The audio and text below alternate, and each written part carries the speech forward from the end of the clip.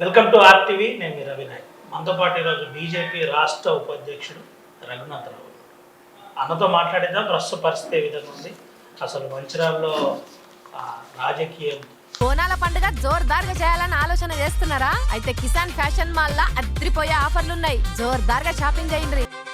ప్రస్తుతం అంతా ఒక లోన్ అంశం చర్చ జరుగుతుంది, ఎమ్మెల్యే లోన్ అంశం. ఆ అంశంలో కూడా మాట్లాడిద్దాం. అన్న నమస్తే అన్న, ఎట్లుండన్న? బాగున్నారా? బాగున్నాం. ఎట్లుంది జిల్లాలో పార్టీ కార్యకలాపాలు ఏ విధంగా జరుగుతున్నాయి? బ్రహ్మాండంగా జరుగుతున్నాయి. మనం ఇప్పుడు ఒక నెల రోజులలో చూసుకుంటే 3 పెద్ద ప్రోగ్రామ్స్ బీజేపీ ఆధ్వర్యంలో. ఒకటి సింగరేణి కార్మికులు, దానికి సంబంధించిన కిషన్ రెడ్డి గారు రావడము, రామచంద్రరావు గారు రావడము, మా ఎంపీలు ఎమ్మెల్యేలు అందరూ వచ్చి కూడా సింగరేణి భరోసా యాత్రతోటి సింగరేణి కార్మికులకు ఏదైతే ఇబ్బందులు ఉన్నాయో, ఒకవైపేమో సింగరేణికి కొత్త కోల్ బ్లాక్స్ ఇచ్చి సింగరేణి యొక్క ఆదాయం పెంచడం, రెండోది 53,000 కోట్లు ఏదైతే రాష్ట్ర ప్రభుత్వం చెల్లించాల్సిందో దాని మీద కూడా ఒక ప్రభుత్వం మీద ఒత్తిడి పెట్టడం, రెండోది మొన్న మనం చూసుకుంటే ఫీజు రియంబర్స్మెంట్ విషయంలో కూడా పెద్ద ఎత్తున విద్యార్థులు యువకులతో కలిసి కార్యక్రమం చేసినాం. రాష్ట్ర ప్రభుత్వం ఇలా దిగి వచ్చింది. 2,300 కోట్లు ఈ సంవత్సరం నుంచి, ఈ విద్యా సంవత్సరం నుంచి ఇస్తామంటారు. కానీ మేము అడిగేది ఏంటంటే, గత 2.5 సంవత్సరాలు కూడా మీరే ముఖ్యమంత్రి, మీ ప్రభుత్వమే. సో ఆ 2.5 సంవత్సరాలకు సంబంధించి, అంటే ఇప్పుడు ఎవరైతే పిల్లలు సెకండ్ ఇయర్ థర్డ్ ఇయర్లో ఉన్నారు, పాపం వాళ్ళకు ఇలా కాలేజీలకు పోతే వాళ్ళకు సర్టిఫికేట్స్ ఇస్తలేరు, పిల్లలను ఇబ్బంది పెడతారు. కాలేజ్ వాళ్ళు ఏమంటారు, రేవంత్ రెడ్డి గారి దగ్గర నుంచి మాకు ₹1 రాలే అని కాలేజ్ వాళ్ళు అంటారు. సో ఆ ఫీజు రియంబర్స్మెంట్ విషయంలో కూడా మా కార్యక్రమాల తర్వాత ప్రభుత్వం దిగి వచ్చింది. కానీ అది సరిపోదు. 12,000 కోట్లు బకాయిలు మొత్తం క్లియర్ చేయాలి. చేసేంతవరకు కూడా బీజేపీ పోరాటం కొనసాగుతుంది. మూడో విషయం మనం చూసుకుంటే రైతుల విషయం. రైతులకు ఏదైతే ఈ వానకాల దీనికి పంటకు కడెం నుంచి నీళ్ళు వస్తలేవు, మేము భారతీయ జనతా పార్టీ నుంచి ఒక నెల రోజుల నుంచి దాని మీద ప్రెస్ మీట్లు, వివిధ కార్యక్రమాలు ప్లాన్ చేసినాము.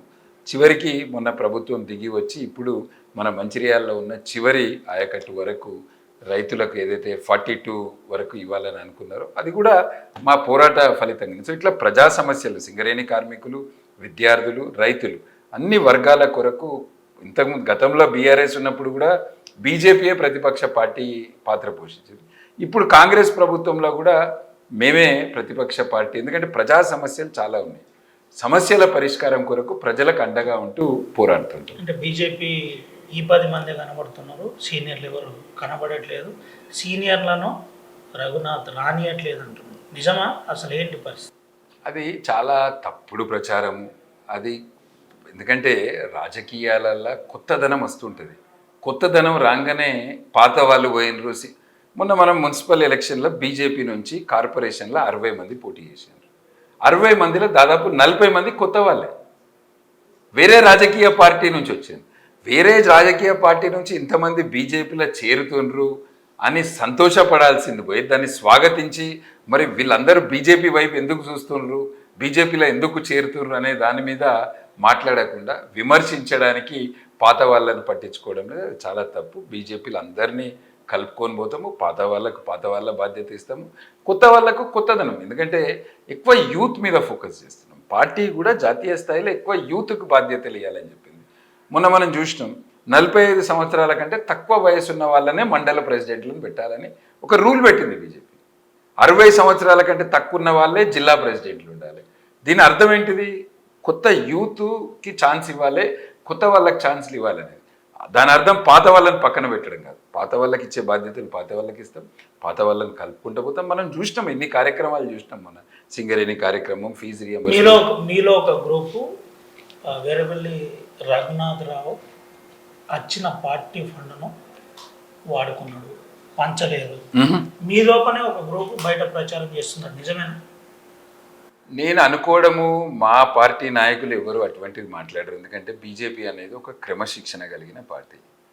బీజేపీలో రాష్ట్ర అధ్యక్షుని దగ్గర నుంచి ప్రతి ఒక్కరికి కూడా రఘునాథ్ ఏంటిది, రఘునాథ్ పార్టీ కొరకు ఎట్లా పనిచేస్తాడు, ఎట్లా కష్టపడతాడు, ఏం చేస్తాడు అనేది ప్రతి ఒక్కరికి తెలుసు.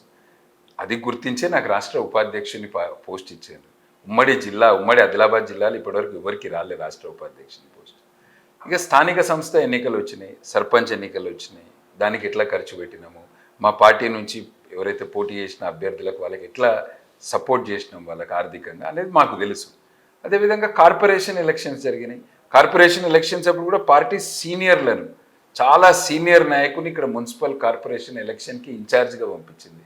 రాష్ట్ర ఇన్ఛార్జే స్వయంగా మంచిర్యాలకి 3 సార్లు వచ్చారు కార్పొరేషన్ ఎలక్షన్లో. అన్ని నిర్ణయాలు కూడా రాష్ట్ర పార్టీ ఎట్లా చెప్పిందో అవే నిర్ణయాలు తీసుకొని మీకోసం మీపై వ్యతిరేకంగా ఒక గ్రూప్ మీలో పనిచేస్తుంది, బెల్లంపల్లి లాంటి ఒక గ్రూప్ రిపీటెడ్గా మీ మీద ఎందుకు ఆరోపణలు చేస్తున్నారు సార్? కొంతమందికి భారతీయ జనతా పార్టీ ఏంటిది అంటే, ఒకప్పుడున్న భారతీయ జనతా పార్టీ ఇప్పుడు కాదు, అది గుర్తించాలి మనం. రెండోది, బాధ్యత తీసుకున్నప్పుడు ఆ బాధ్యతకు పూర్తిగా బ్యాలెన్స్ చేయాలి. ఇంతకుముందు ఏమంటే ఒక 4 కూర్చొని ఉంటుండే బీజేపీలో, ఒకప్పుడు బీజేపీలో అట్లనే ఉంటుండే బీజేపీ. కానీ ఇప్పుడు అట్లా కాదు బీజేపీ పార్టీ అంటే. చాలామంది ఉన్నారు, అందరినీ కలుపుకోపోవాలి, అందరికీ బాధ్యతలు ఇవ్వాలి. సో కొంతమంది ఉంటారు, అది రాజకీయాలలో కొంచెం వరకు అది సహజం కూడా, అన్ని పార్టీలలో ఉంటారు. కానీ దాని అర్థం ఎవరిని పక్కకు పెట్టాము, అందరికి కూడా బాధ్యతలు ఇచ్చి ఏది ఉన్నా కూడా బీజేపీ పార్టీ అనేది ఒక క్రమశిక్షణ కలిగిన పార్టీ. రాష్ట్ర పార్టీ ఏది చెప్తే మేము అది చేస్తాం. రాష్ట్ర పార్టీ నుంచే డైరెక్షన్ వస్తుంది. రాష్ట్ర పార్టీ ఎలక్షన్లప్పుడు ఎట్లా వేయాలంటే అట్లా వేస్తాం. నన్ను కూడా వేరే వేరే దానికి ఇన్ఛార్జ్గా పెట్టారు. నన్ను ఇప్పుడు రంగారెడ్డి రూరల్కి నేను ఇన్ఛార్జిని. రంగారెడ్డి జిల్లా చాలా పెద్ద జిల్లా. త్వరలోనే జిహెచ్ఎంసీ ఎన్నికలు రాబోతున్నాయి. 37 డివిజన్స్ ఉన్నాయి. ఆ 37 డివిజన్స్కి నేను పనిచేస్తున్నా, రాష్ట్ర పార్టీ ఎట్లా చెప్తే అట్లా. సో బీజేపీ పార్టీలో ఒక సిస్టమ్ కలిగిన పార్టీ. ఇవన్నీ కొంతమంది వేరే పార్టీ వాళ్ళు కూడా దీన్ని అడ్వాంటేజ్గా తీసుకొని దీన్ని ఇంకా ఎక్కువ ప్రొపగాండా చేస్తుండ్రు. ఎటువంటి గ్రూపులు లేవు బీజేపీలో. బీజేపీ అందరూ కూడా ఒకటే కుటుంబం. ఈ మధ్య కాలంలో ఎమ్మెల్యే ప్రేమ్ సాగర్ రావు అంశం స్టేట్లో ఒక ఇష్యూను రేజ్ చేసే ప్రయత్నం చేసింది. ఈ లీక్ మీకు ఏడికెళ్ళి వచ్చింది, 450 కోట్లు అనే ఒక పక్కా సమాచారం, అది నిజమా అబద్ధమా తర్వాత విషయం. మీరు బీజేఎల్పీ లీడర్తో ప్రెస్ మీట్ పెట్టించే ప్రయత్నం ఎందుకు చేయవలసి వచ్చింది? అన్నిటికంటే ముందు ఒక ప్రధాన పత్రికలో మీకు తెలుసు ఫ్రంట్ పేజ్ న్యూస్ ఉండే, వచ్చినాక దాని తర్వాత కొంచెం అంటే మీరు కూడా చేయొచ్చు రవి గారు, ఇందులో పెద్ద ఇన్వెస్టిగేషన్ ఏం లేదు. ఏమేం కంపెనీల అఫిడవిట్ల పేర్లు ఉన్నాయో ఆ కంపెనీలై మినిస్ట్రీ ఆఫ్ కార్పొరేట్ అఫైర్స్కి పోయి మీరు కూడా స్టేట్మెంట్ని డౌన్లోడ్ చేయొచ్చు, ఎవరైనా డౌన్లోడ్ చేయొచ్చు. మేము కూడా ఆ స్టేట్మెంట్ డౌన్లోడ్ చేస్తాం. ఆ స్టేట్మెంట్లో చాలా ఖచ్చితంగా అంటే ఆ స్టేట్మెంట్లో ఇంత పెద్ద పెద్ద అమౌంట్స్ కనబడుతున్నాయి. సో దాంట్లో నేను అంతగనం తీసుకోలేదు, నేను తక్కువ తీసుకున్నా, నేను 450 కోట్లు పే చేయలే అని అనడానికి లేదు. ఎందుకంటే ఒక్క ట్రాన్సాక్షన్ చూడండి, ఇది ఒకటే ట్రాన్సాక్షన్ 70 కోట్లు, 70 కోట్ల ట్రాన్సాక్షన్, ఇది ఒకటే ట్రాన్సాక్షన్. ఇది చూశాను మీరు, ఇది ఈ ట్రాన్సాక్షన్ 70 కోట్లు అయింది. ఇంకా మీకు చూపిస్తాను నేను. ఇది ఇది చూడండి, మీరు చూడండి, చూడండి, ఇది 120 కోట్లు, 120 కోట్లు ఒకటే ట్రాన్సాక్షన్. డేట్ 24 మార్చి 2025, 24 మార్చి 120 కోట్లు బంజారా హిల్స్లోని ఒక బ్యాంకింగ్ ఒకటే రోజు పే చేశారు. ఇది 120 కోట్లు, దీనిపైన 31 కోట్లు, దీని కింద 17,550 లక్షలు, 17 కోట్ల 50 లక్షలు. ఇవన్నీ లెక్క పెడితే ఇవి ఆయన చెప్పిన లెక్క మ్యాచ్ అయితే లేదు. 9 కోట్ల రూపాయలు నేను అఫీషియల్గా బ్యాంకు లోన్ కట్టిన, 450 కోట్ల రూపాయలు నాకు శాంక్షన్ అయింది నిజం. నేను చాలా కాలంగా, మళ్ళీ చెప్తున్నాను, నేను చాలా కాలంగా ఒక కాంట్రాక్టర్ను. ఆ విషయం ప్రతిపక్షాలు ఎవరు మర్చిపోవద్దు. నేనేందో వాళ్ళకి తెలియదా అని అంటున్నాను. నిజమేనా? ఈ ట్రాన్సాక్షన్స్ అన్నీ పైన నుంచి ఇక్కడ చూద్దాం రవి గారు, పైన నుంచి కింద వరకు 1 2 3 4 5 6 7 ట్రాన్సాక్షన్స్ చూపిస్తున్నాం మీకు. ఈ 7 డేట్లు కూడా మార్చి 2025. ఇలా మీరే లెక్కేయండి. 121 కోట్లు, 31, 151 అయినాయా, 95, రైట్? 151 95 అంటే ఎన్ని అయినాయి చూడరు, మీరే లెక్కేయండి. 95 అంటే 246, 246ను 15 15 30, 276, 276 ఇంకొక 15, 291, 17 కోట్ల 50 లక్షలు, 298, 308. మీకు ఒక్క పేజ్ రిపోర్ట్ ఇది, మీకు మొత్తం దీనికి ప్రింట్అవుట్ ఇది. ఇవన్నీ కూడా నేను 2015 నుంచి కడుతున్నా అన్నాడు కాదు, ఇవన్నీ కూడా 2025 డేట్లు. 2015 నుంచి కట్టిండు కావచ్చు, అప్పుడు చిన్న అమౌంట్ కట్టిండు. ఒక విషయం చెప్పండి, ప్రేమ్ సాగర్ రావు అనే వ్యక్తి నిజంగానే రియల్ ఎస్టేట్ కంపెనీల పేరుతో ఉన్నాడన్న విషయం నిజమా? 2 ప్రధాన కంపెనీలు ఉన్నాయి. ఒకటి సాయినాథ్ ఎస్టేట్స్ ప్రైవేట్ లిమిటెడ్, ఇంకోటి భాగ్యనగర్ హోటల్స్. ఈ 2 కంపెనీలలో ఖచ్చితంగా, ఈ 2 కంపెనీలలో కలిపి ఒక దాంట్లో 357 కోట్లు, ఇంకొక దాంట్లో 87 కోట్లు. అంటే ఈ రెండు కలిపి కూడా 444 కోట్లు. నేను చెప్తలేను, ఇది ministry of corporate affairs website. 1984 నేను ఆదిలాబాద్ జిల్లాలో కొమరం భీం కాంప్లెక్స్ అడవిలో కట్టినా అంటున్నాను. ఆయనే నిజమేనా? ప్రేమ్ సాగర్ రావు గారు ఏమనుకుంటారంటే ఆయన ఒక రాజు కుటుంబంలో పుట్టిండు, పుట్టినప్పుడే ఇట్లా 1000 కోట్లు ఆస్తున్నదని అనుకుంటాడు. ఆయన చరిత్ర ఏందో మంచిర్యాల ప్రజలకు తెలుసు. ఆయనను మంచిర్యాల నుంచి ఎందుకు వెళ్ళగొట్టినరో మంచిర్యాల ప్రజలకు తెలుసు. ఇక్కడి నుంచి ఆయన పోయేటప్పుడు ఆయన చేతిలో ఏముందో మంచిర్యాల ప్రజలకు తెలుసు. అక్కడ పోయినాక అక్కడ ఆయన ఏం చేసిండో మంచిర్యాల ప్రజలకు తెలుసు, అందరికీ తెలుసు. ఆయన ఏదో ఎట్లా మాట్లాడతాడంటే నేను పెద్ద కుటుంబం మాది, 1000 కోట్లకి 450 కోట్లకి ఎందుకు ఇంతగానం సీన్ క్రియేట్ చేస్తారనే టైం మాట్లాడు. లాస్ట్ 10 సంవత్సరాల్లో నన్ను బీఆర్ఎస్ పార్టీ అన్ని విధాలుగా నష్టపరిచింది, కోట్ల రూపాయలు నేను నష్టపోయినా. ఆ విషయం ఇప్పుడున్న ప్రతిపక్ష బీఆర్ఎస్ పార్టీ కాదు, ఒకటి గుర్తుపెట్టుకోవాలి, అన్ని క్లబ్లకు పర్మిషన్లు ఉన్నాయి, చిరాన్ ఫోర్ట్కే లేదు. ఎందుకు లేదు? అర్థం చెప్పిన మిగిలిన ఈయనే అన్నాడు 800 కోట్ల రూపాయల ఆదాయం ఉన్నదని. మిగిలిన క్లబ్లు అన్నిటికీ మెంబర్షిప్ క్లబ్స్కి ఇంతకుముందు పర్మిషన్ ఇచ్చారు, అన్నిటికీ ఇస్తారు. చిరాన్ ఫోర్ట్ మెంబర్షిప్ క్లబ్ కాదు. చిరాన్ ఫోర్ట్లో ఒక జూదమే కాదు, చిరాన్ ఫోర్ట్లో అన్నీ అవుతాయి. చిరాన్ ఫోర్ట్లో ఏమవుతుంది అనేది, చిరాన్ ఫోర్ట్లో ఏమైతుంది, అందుకని భారతీయ జనతా పార్టీ ఈ అంశం మీద అందుకనే ఆయనకు పర్మిషన్ వస్తలేదు చిరాన్ ఫోర్ట్ క్లబ్. ఇప్పుడు ప్రేమ్ సాగర్ మీకు ఒకటి చెప్తున్నారు, ప్రేమ్ సాగర్ రావు చరిత్ర చెప్పాలంటే ఒక సింపుల్ ఎగ్జాంపుల్ చెప్తాను. బీఆర్ఎస్ పార్టీ నుంచి దండే విఠల్ ఎమ్మెల్సీగా పోటీ చేసిండు, ఉమ్మడి ఆదిలాబాద్ జిల్లా ప్రజాప్రతినిధుల ఎమ్మెల్సీగా పోటీ చేయించిండు. అప్పుడు ప్రేమ్ సాగర్ రావు దండే విఠల్కి ఓట్లు వేయించిండా లేదా? కాంగ్రెస్ పార్టీ ప్రజాప్రతినిధులు దండే విఠల్కి ఓటేసిర్రా లేదా?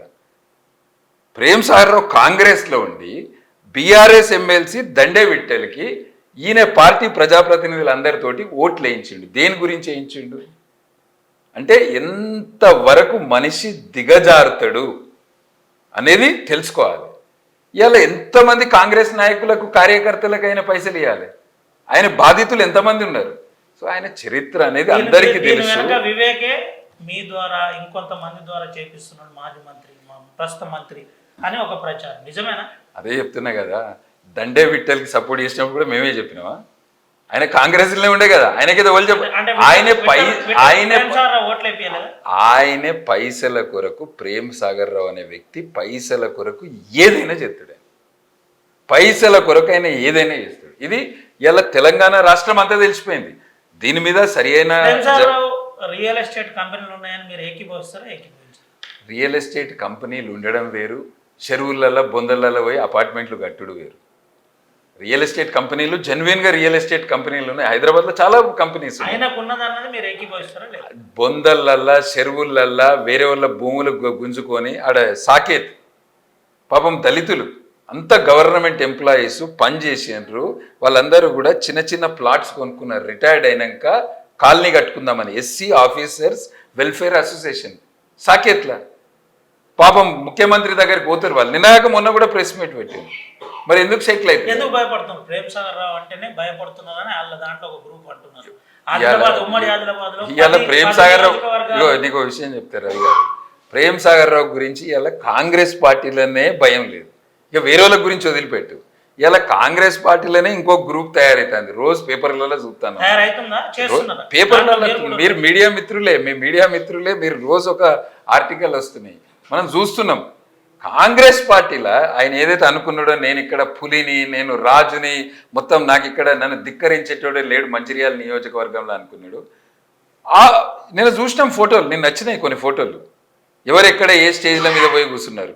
కార్పొరేటర్లు, వాళ్ళ కార్పొరేటర్లు ఆయనకు తెలియకుండా పోయి ముఖ్యమంత్రి మీటింగ్లో స్టేజ్ మీద కూర్చున్నారు.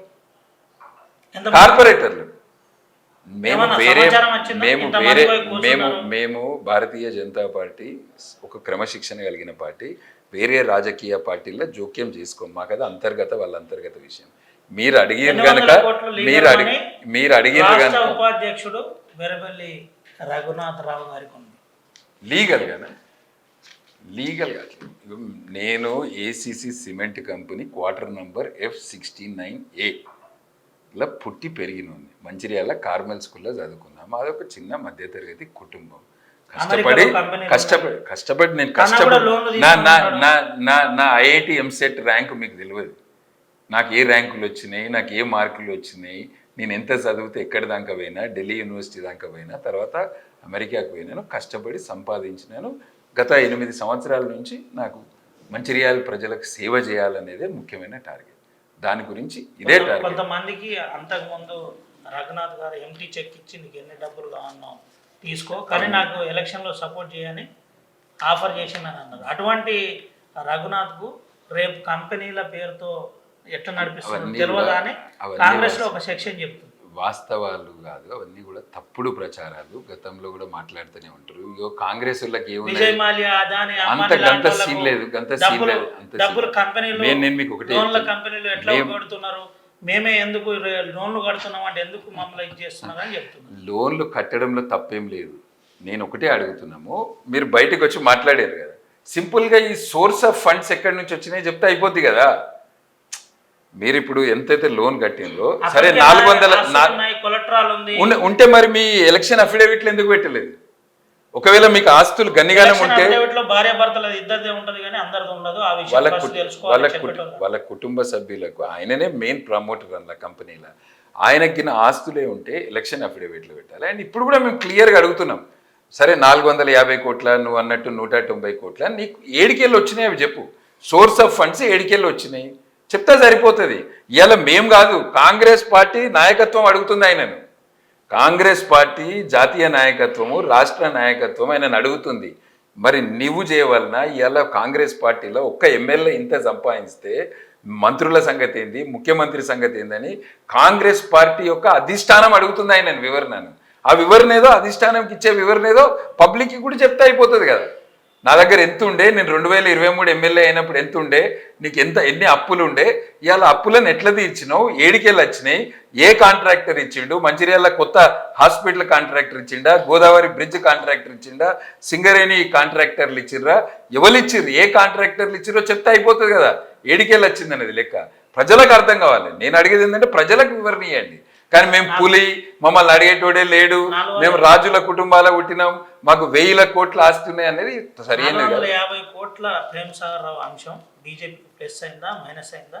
దీని ద్వారా మీరు ఏం చెప్తారు? రాష్ట్ర భారతీయ జనతా పార్టీది ఒకటే లక్ష్యం రవి గారు, ప్రజల పక్షాన పోరాడాలి, అవినీతి మీద ప్రశ్నించాలి, ఎక్కడ అక్రమం జరిగినా ప్రశ్నించాలి. ఇది భారతీయ జనతా పార్టీ యొక్క సిద్ధాంతం. ఇవాళ రేషన్ కార్డుల గురించి మాట్లాడినా నేను. ఎందుకు మాట్లాడినా రేషన్ కార్డుల గురించి? 600 కోట్లు ఖర్చు పెట్టి రేషన్ కార్డులు, స్మార్ట్ కార్డులు ఇస్తున్నారు. మరి ఇదే చంద్రబాబు నాయుడు గారు రేషన్ కార్డుల ఫోటో ఎందుకు పెట్టుకోలే? ఇదే కేరళ రాష్ట్రంలో ఎందుకు పెట్టలే? రేపు ఈ మంత్రి పర్మనెంటా అని అడుగుతున్నా. ఈ మంత్రి పర్మనెంటా? నువ్వు పర్మనెంటా? మీరు మారితే మళ్ళీ రేషన్ కార్డులు కొత్త ఇవ్వాలంటే 600 కోట్లు. ఇక్కడ చూడండి, మీరు ఇక్కడ ప్రభుత్వం యొక్క లోగో ఉంది, Andhra Pradesh government, Bharat government, Indian government. ఇక్కడ కూడా అట్లే ఉంది, Kerala government, government of India. ఇక్కడ మాత్రం ఇదెందుకు? మళ్ళీ పెట్టినప్పుడు ఇవే ఒకవేళ ఈ బొమ్మలు పెడితే ప్రధానమంత్రి గారు బొమ్మ పెట్టుర్రి. 90% రేషన్ బియ్యం ఇచ్చేది మేమేనా? ఏం చెప్తారు చివరిగా? 450 కోట్ల అంశం బీఆర్ఎస్ పార్టీ ఆరోపిస్తుంది, బీజేపీ పార్టీ ఆరోపిస్తుంది. ఇది ప్రేమ్ సాగర్ రావును మళ్ళీ లీడర్ చేసినట్ట, లేదంటే డిమోట్ చేసినట్ట? ఈ అంశాన్ని ఇంకెంత దూరం తీసుకుపోతుంది? ప్రేమ్ సాగర్ రావు గారి యొక్క చరిత్ర మంచిర్యాల ప్రజలకు తెలుసు. ప్రేమ్ సాగర్ రావు గారు పైసల కొరకు ఏదైనా చేస్తారని కాంగ్రెస్ పార్టీ నాయకత్వానికి ప్రతి ఒక్కరు డిలిమిటేషన్ అది మా జాతీయ నాయకత్వం దాని గురించి మాట్లాడుతుంది. డిలిమిటేషన్ అంశం ఎందుకంటే మహిళా రిజర్వేషన్ బిల్ తోటి ముడిపడి ఉన్నది కనుక ఈ రెండింటి మీదనే జాతీయ నాయకత్వం మేము కూడా పత్రికలలోనే చదువుతున్నాము. త్వరలోనే దాన్ని తీసుకురావడానికి కేంద్ర ప్రభుత్వం, ఎందుకంటే 2029లో మహిళా రిజర్వేషన్ అమలు చేయాలనేది మోడీ గారి యొక్క లక్ష్యం. దానికి ఏది కావాల్సి అది చేస్తారు. చివరి క్వశ్చన్, 2 సంవత్సరాల తర్వాత వచ్చే ఎలక్షన్ మీకు ప్రేమ్ సాగర్ రావు మధ్య ఉంటుందా, లేదంటే ఇంకెవరన్నా కొత్త క్యాండిడేట్ మధ్య ఉంటుందా? మీకు ఇప్పటికీ కాంగ్రెస్ పార్టీ నుంచి ఎవరు క్యాండిడేట్ అయినా, బీఆర్ఎస్ పార్టీ నుంచి ఎవరు క్యాండిడేట్ అయినా 2029లో తెలంగాణలో ఎగిరేది కాషాయ జెండా, మంచిర్యాల మీరు రాసి పెట్టుకోండి రవి గారు, ఎగిరేది బీజేపీ జెండా. Thank you. ఇది పరిస్థితి. రఘునాథ్ గారు చాలా స్పష్టంగా ఒక విషయం చెబుతున్నారు, బీజేపీ జెండా మంచిర్యాలలో ఎగురుతుందని చెబుతూనే అటు హైదరాబాద్లో కూడా వచ్చేది మా ప్రభుత్వం అని చెప్తున్నారు. దీంతోపాటు ప్రేమ్ సాగర్ రావు అంశంలో చాలా క్లియర్గా మా దగ్గర ఆధారాలు ఉన్నాయి. ఆధారాలు చూపెడుతున్నా ఈ డబ్బులు ఎక్కడికి వెళ్ళి వచ్చాయని నేరుగా అడుగుతున్నట్టు స్పష్టంగా కనబడుతుంది. మా దగ్గర ఈ పక్కా సమాచారం ఉంది కాబట్టి స్పష్టంగా చెప్పాం. అందులోనే ఇప్పుడు కాంగ్రెస్లో 2 గ్రూపులు అయ్యాయి. ఆ గ్రూపుల సంగతి ఏదో వాళ్ళు తెలుసుకోవాలి. కానీ ఇప్పుడు అతను చూసి భయపడే పరిస్థితి ఎవరికి లేదు. అసలు అతని పరిస్థితి ఏంటో ఆయనే తేల్చుకోవాలని చెబుతూనే ఇప్పుడు ఏదైతే రేషన్ కార్డు పంపిణీ చేసిన అంశం ఉందో దాంట్లో ప్రధానమంత్రి ఫోటోని ఎందుకు పెట్టలేదు, వీళ్ళు శాశ్వతమా అని నేరుగా తను ఆర్టీవీ ద్వారా అడిగినట్టు స్పష్టంగా కనబడుతుంది. ఏది ఏమైనప్పటికీ మంచిర్యాలలో 450 కోట్ల రుణం సంబంధించి మంచిర్యాల ఎమ్మెల్యేకి సంబంధించిన బ్యాంక్ లోన్ అంశం రాష్ట్ర వ్యాప్తంగా చర్చ జరుగుతుంది.